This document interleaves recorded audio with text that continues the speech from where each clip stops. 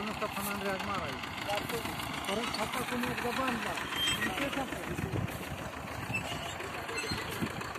आता तुम्ही तेवढीच ना त्यातनं रॅग पाडायची खाण्याला जेवढा 4 मोठा पत्रा मारायचा बाहेर फक्त साऱ्याला पत्रा असतो बारका तसा जर खाण्याला मारला